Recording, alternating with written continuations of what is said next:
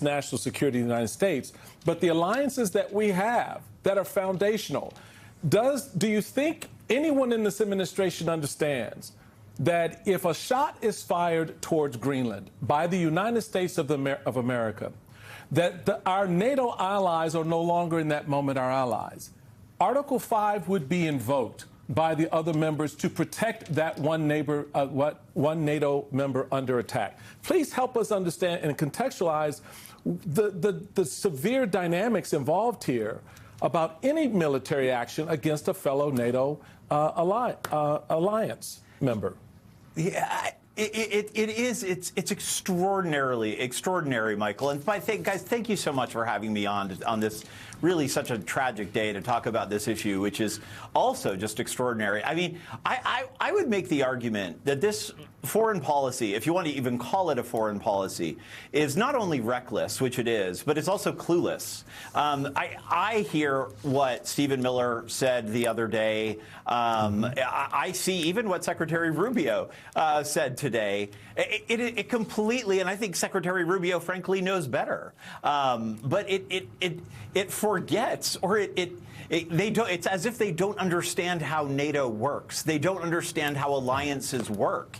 In essence, this entire region, NATO was set up originally to prevent something like this from happening. You actually don't need to invade another country in order to protect your national security, because NATO is all for one, one for all, meaning if one ally is attacked, the entire alliance is compelled to respond. So their national security argument, Michael, holds zero water here, because honestly, if Greenland were attacked, whether they were independent Danish or anywhere else that was a NATO ally, all of us as the alliance would be compelled to respond.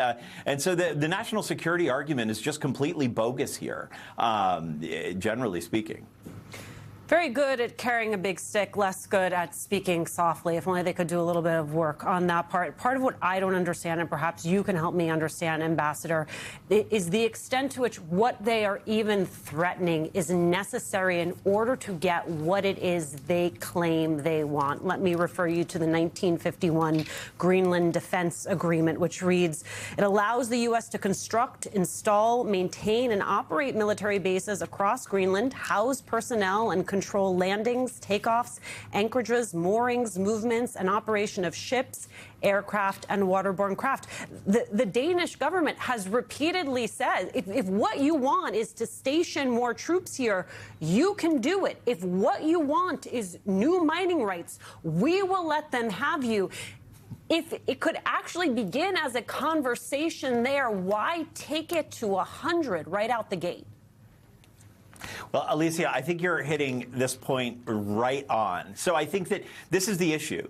If you look at what they articulate they want from Greenland, we could get that all tomorrow, as long as we do that good, hard work of diplomacy with some of our best allies, the Danes and the Greenlanders. You mentioned the 1951 agreement. We used to have more than a dozen military bases on Greenland in the aftermath of World War II. We've scaled them back and scaled them back further after the Cold War. That was our choice. I believe that actually the NATO alliance has taken their eye off the ball as it relates to Arctic security, that all of us collectively, in addition to the Canadians and the Norwegians and the other NATO allies that border the Arctic, do need to pay more attention, considering the Russian and the Chinese activity there. But again, none of this merits an American takeover of Greenland. It is truly patently absurd. And I would make the argument, Alicia, this makes us less safe as Americans by driving a stake through the heart of one of our best allies, and in doing so, undermining this alliance, NATO, that we all know has kept the world peaceful and prosperous for the last 80 years. And it's just true. It's probably the #1 reason, this extraordinary Western alliance, that we are who we are. So why we are actually great, what actually made America great. And he's looking to toss it all away. And I find that just terrifying. And I think it should scare every American. Well, I'm definitely scared, because I I'm scared and I'm concerned. Again, I know folks that watch this show are like, is she okay today? I'm very concerned, America. You had France, Germany, Italy, Poland, Spain, and the United Kingdom. They all signed a statement today. And here's part of what their statement said about this. Security in the Arctic must therefore be achieved collectively in conjunction with NATO allies, including the United States, by upholding the principles of the UN Charter, including sovereignty, territorial integrity, and the inviolability of borders. Greenland belongs to its people. It is for Denmark and Greenland and them only to decide on matters concerning Denmark and Greenland. The fact that France, Germany, Italy, Poland, Spain, and the UK had to put out this statement today being like, United States is with us on this.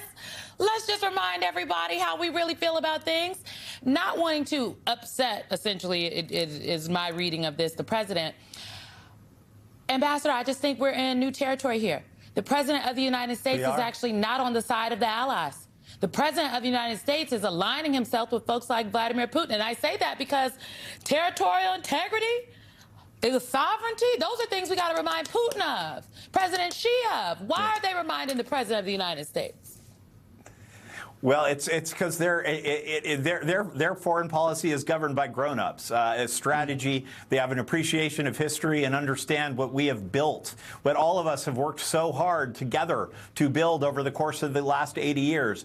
The President of the United States doesn't understand that. Evidently, Marco Rubio used to understand that, but the Secretary of State doesn't seem to understand that. And I think it's critically important for someone like me. The reason I speak out as vociferously as I do on all sides of both sides of the Atlantic on this is because we got to get Americans to understand that there is so much on the line here. This is the world order as we know it. And again, if he drives a stake through the heart of NATO, the world will be fundamentally different afterwards. And I sure as heck am not going to let that happen.